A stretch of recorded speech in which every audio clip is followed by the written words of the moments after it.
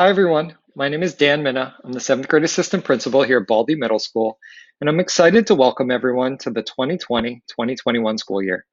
This is a presentation that I would normally do in a crowded auditorium on back to school night, but just like everything else this year, I'm going to be delivering it remotely in this video. So I'll be sharing some important information with you all in the hopes to be able to support you this year as you support your students in remote learning. So the first thing I wanted to share was just a little bit about myself. This is my fifth year at Baldy as an assistant principal. I've been an assistant principal for 7 years overall. And before that, I was a high school and middle school history teacher. I'm also a proud father of three young kids whose photos you can see here. And that photo there on the left is what is a typical day for my son and I right now. He is starting kindergarten this year and working at the same desk that I find myself at often as I'm working remotely with Baldy. So, I know that being a parent right now is really challenging, especially when you have school age children trying to learn online. And that is something that I'm experiencing with you all. And those challenges that we're finding are, I'm sure, things that you're all finding in the ways that you're trying to support your kids too. So, not only am I trying to figure this out as an educator, but I'm also trying to figure it out as a parent. And hopefully, that's something we can connect on as the year moves on. I wanted to start with just a moment of celebration. Now, this year, the beginning of this year has not been easy for a lot of reasons. There's been a lot of bumps in the road with technology and other things. But seventh grade has had an average daily attendance of over 97%. And that's an amazing start to our school year. And really, that does not happen without the committed support of family at home. So I wanted to start by sharing that message because I know that it is not easy to get kids motivated to log in to each and every one of their classes every day. And that really doesn't happen unless we have your support. So thank you for helping to get 97% of our kids in class every day, because that's going to be what really leads to their success over the course of this year. So we'll talk about a few things in this video. The first, I'll talk about schedules and expectations. Then I'll talk a little bit about family engagement, and then I'll share a little bit about what's to come this year. So a couple of terms to know before I share about the schedule. The first is live. Teachers will share more about this, but when we talk about live instruction, we're talking about those in the moment students with teacher live meetings using Google Meet or Zoom. Those are when you see your kids logged in and you can see the teacher on the other side of their screen and you see all the other boxes with their classmates in it. Those are live meetings. We'll talk about those as being different from flex meetings, but really it's during these live meetings that students are engaged live with their teacher and with other students. And that might be in whole group, that might be in small group, but it's those live sessions with students and teachers. Those are different from the flex times that we have in our schedule. Flex is short from flexible. Those flex times are when students are working independently at their own pace to complete their instructional tasks. These flex times are scheduled on their day, but really the tasks that they could be doing at each one of those times can really be happening at any point in their day. We want to be able to provide students and families the flexibility to be able to complete their instructional tasks at the times that make sense for their home schedule, because we know that everybody's home life is a little bit different. So when we talk about these flex times, think about them as being short for flexible. These are tasks that teachers are assigning, but can really be done at any point in their day. So what is a day in the life of a seventh grader? We've been living this schedule for a little bit now, and what we find is that really having everybody understand what the schedule is a really important part. So I want to make sure I spoke to it to parents a little bit in this video. Each day begins in a community meeting starting at 8:11. Attendance is taken, and that's really the whole school start to our day. Community meeting is where kids are trying to build relationships and to try to create a community within their classroom. Our seventh graders then at 8:30 transition to their elective classes, and electives are either live or flex depending on the day schedule, whether it's a day 1 through 6. And that's different for every advisory. Then students have their core content classes, and each instructional block is broken up with 60 minutes of live instruction, followed by 30 minutes of flex instruction.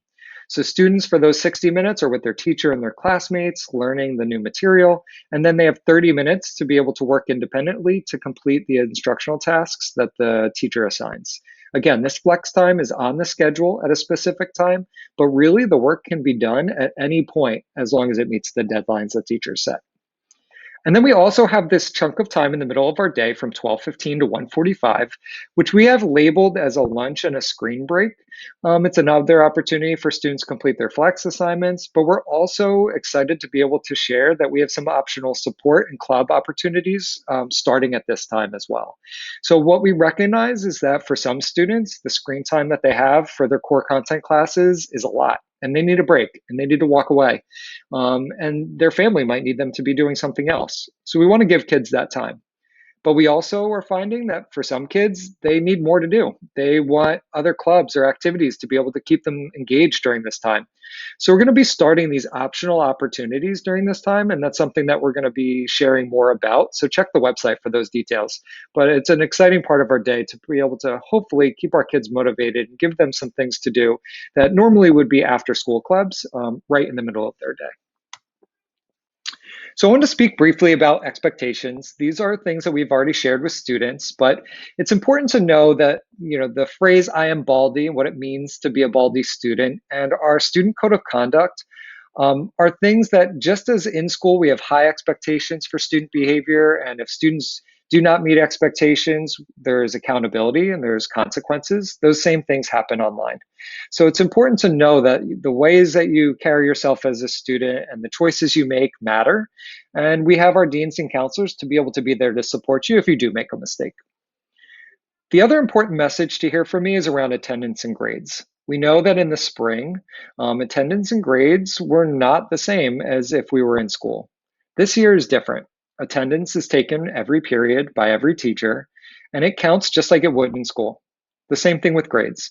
Your assignments are graded, and the grade that you get for your work completed online will be just like the grade that you would be getting if you completed the work in school.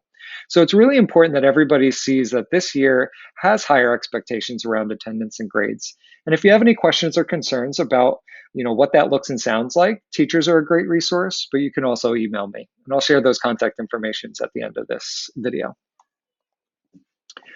One important message for this year is just around the importance of a family partnership.